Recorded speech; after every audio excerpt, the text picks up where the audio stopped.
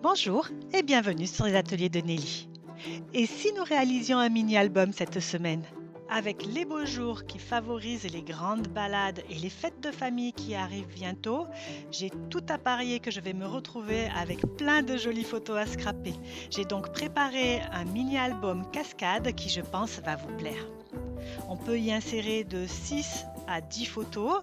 Il est très facile à réaliser et pour ce mini-album, j'ai choisi un thème qui me tient particulièrement à cœur, c'est la texture.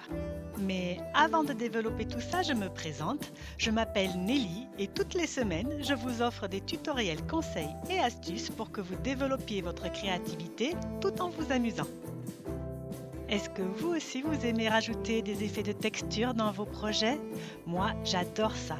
Et dans ce mini-album, j'ai décidé de jouer avec la texture très simplement en utilisant à la fois la technique du gaufrage à froid, donc je vais vous montrer ça, mais également en utilisant un papier imprimé sur le thème de la texture qui s'appelle Élégance naturelle de chez Stampin' Up. Comme vous le savez, je suis démonstratrice Stampin' Up depuis près de 6 ans maintenant et vous pouvez passer par ma boutique pour commander vos produits. Vous pouvez également me demander des conseils et astuces par mail, je me ferai un plaisir de vous répondre. Pour gaufrer ou embosser un papier à froid, il faut des classeurs de gaufrage. Alors ces classeurs de gaufrage, vous en avez pas mal bien sûr sur la boutique Stampin' Up, mais pas que, qui font plein de textures différentes.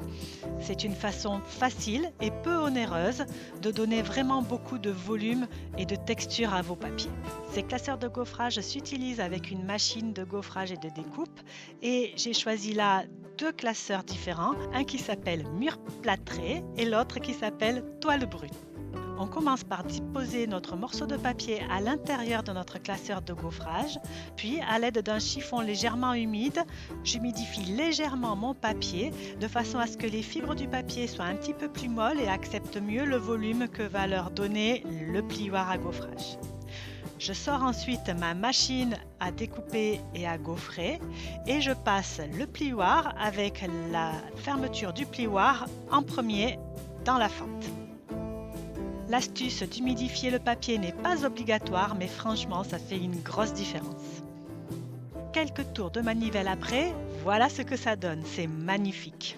De la même façon, je vais embosser des morceaux de papier cartonné rose et bleu foncé avec mes deux plioirs de gaufrage.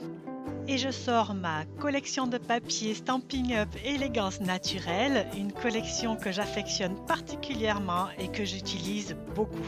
Maintenant que j'ai préparé mon matériel, passons à la réalisation de la structure. Dans de la cartonnette de style boîte de céréales, moi j'ai utilisé les papiers qui sont derrière les papiers Stampin' Up lorsqu'on les reçoit. J'ai découpé 3 rectangles, 2 rectangles de 24 par 10 cm et un rectangle de 24 par 0,5 cm. J'ai également découpé un morceau de papier imprimé de 23 par 27 cm. Je colle ma cartonnette dessus en respectant un petit 3 mm entre chaque partie. J'utilise de la colle blanche que je répartis avec un pinceau. Utilisez la colle avec laquelle vous êtes le plus à l'aise. En tant que démonstratrice Stampin' Up, j'ai pu regarder le nouveau catalogue et c'est vraiment une bonne nouvelle. Vous allez vous régaler, les produits sont magnifiques. Si vous souhaitez recevoir un de ces nouveaux catalogues sur le mois prochain, n'hésitez pas à me laisser un petit message sur ma boîte mail. Je me ferai un plaisir de vous en envoyer un premier gratuitement si vous le souhaitez.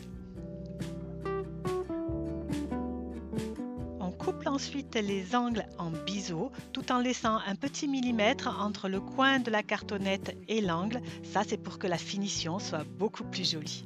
On marque les plis et on rabat le papier.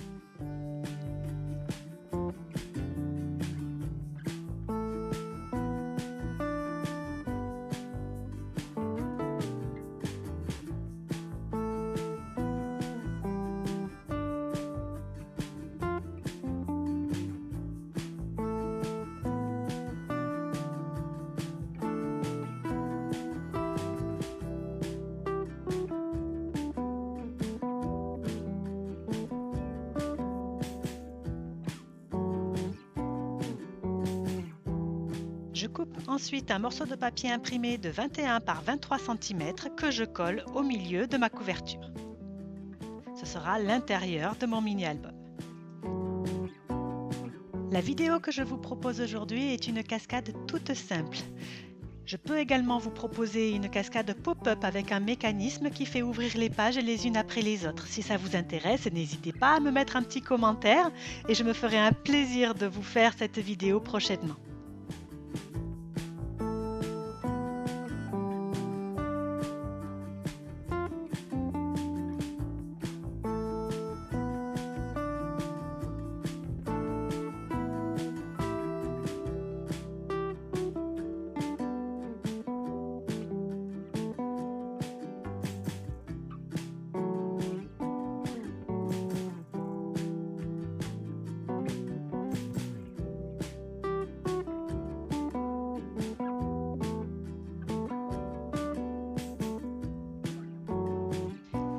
Pour réaliser la structure intérieure de mon album, je découpe deux rectangles de papier cartonné bleu nuit. Le premier rectangle fera 9 par 22 cm. Le deuxième sera 9 par 25 cm et je vais le plier à 22 et 22,5 cm. Je colle ces deux rectangles de papier cartonné l'un sur l'autre de façon à réaliser un petit livret.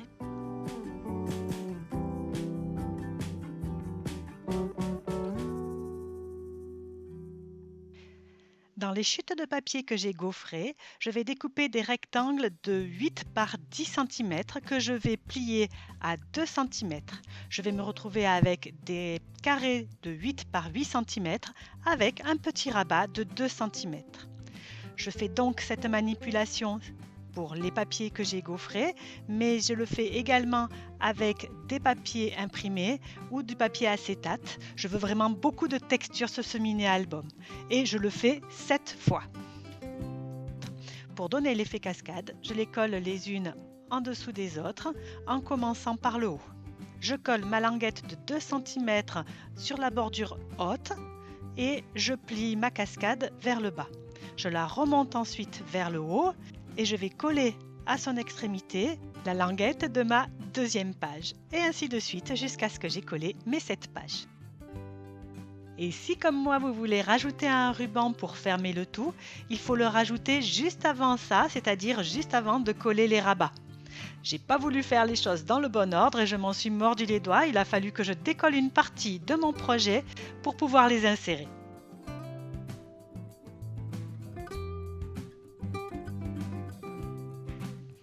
Ce petit livret, il vous faudra le coller à l'intérieur de la couverture sur la partie droite. Et vous pourrez ensuite passer directement à la décoration, vous le savez, c'est le moment que je préfère. Pour cela, j'ai utilisé le set de tampons Birds and Branches ainsi que le set de die qui lui est assorti. J'ai découpé plein de petits feuillages, des petits oiseaux et je les ai placés sur mon album. Et voilà ce que ça donne. Donc sur la couverture, j'ai fait les découpes à la fois dans du papier cartonné mais aussi dans du papier imprimé. La première page, j'ai mis un petit tag qui peut recevoir une photo. Puis nous avons le petit livret qui peut recevoir sur sa partie haute une photo.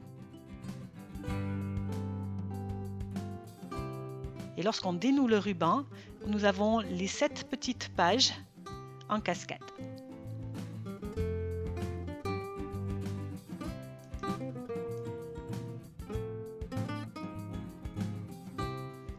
Et voilà notre joli petit mini-album tout en texture et en cascade qui est maintenant terminé. J'espère que cette vidéo vous aura plu. Si c'est le cas, n'hésitez pas à mettre un petit pouce en l'air ou à vous abonner, ça me fait toujours super plaisir. On se retrouve la semaine prochaine sur les ateliers de Nelly pour un nouveau tuto scrap ou carterie. Passez une bonne journée!